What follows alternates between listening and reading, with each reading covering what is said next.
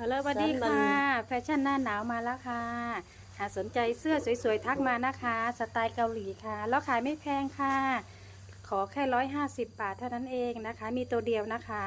อยากให้เพื่อนๆได้ใส่สวยๆทักมานะคะTikTokค่ะแล้วก็มีหมวกด้วยนะคะใส่ครบชุดสวยมากๆค่ะหมวกแยกชิ้นขายได้นะคะราคาไม่แพงค่ะ250 บาท